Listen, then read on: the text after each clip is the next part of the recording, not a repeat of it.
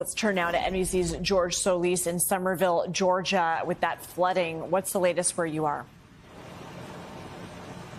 Yeah, Lindsay, well, the waters receded some hours ago, but now we're really starting to see the impact of what it has done to this community. You might be able to see a line of cars here collecting water. That's because a lot of people now either don't have water, have low water pressure, and because everyone here is under a boil water advisory. Those waters rushing and rising, that it inundated the water plant here. So officials here still trying to figure out when they might be able to get the water systems back online. And we do know, based on other flooding events, that sometimes it could take 2 to 3 days. Sometimes it could take longer. We've heard reports of people saying as they turn on their faucets, they're seeing brown sludge. And that's part of the criticism here from some of the residents I've been speaking with. They're saying that the infrastructure is not where it needs to be. And some wonder if maybe some of this could have been avoided. Of course, we do know that so much water fell at such a short period of time, that 1 in 200 year type flooding event. So obviously there's only so much that could have been done. We walked into a number of businesses here today just to kind of get a sense of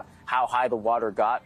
In one business not too far from here, the water easily 2 to 3 feet. The business owner telling me that all of her goods inside of this boutique completely submerged. So we're also talking about losses in the hundreds of thousands. And because the area here is so saturated, some foundations, some homes, some people may not even be fully aware of the total structural damage to their property. So to that end, that state of emergency is obviously going to help once people start to file those claims.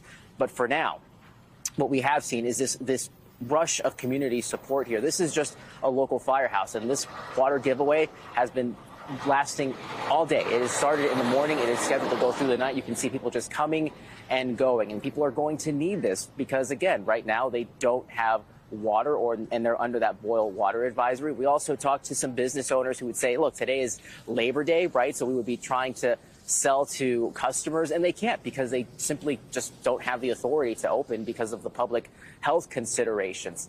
Talked to a young woman earlier today who was telling me she's never seen flooding like this. She was describing as items were seen floating on the street, from fridges to dumpsters from local restaurants. So this really seemed to have taken a lot of people by surprise in this region. And now some are concerned that more flooding events like this could be happening, like they've seen across the country. They're saying we didn't think it could happen like this here in our neck of the woods, but now they are seeing this with more prevalency, and they are seeing these flooding events happen with much more intensity. I want you to take a listen to what some people told me.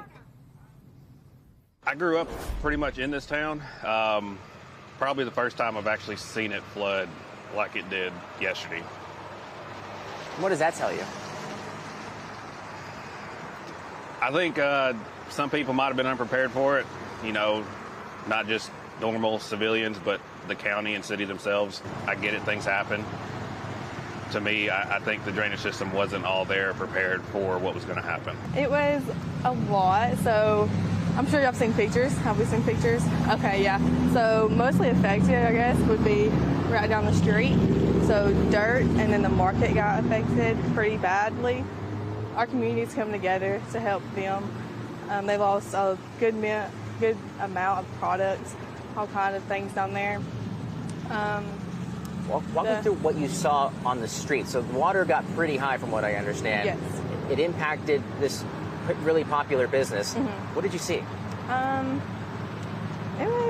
So the water was probably about some places to your hip.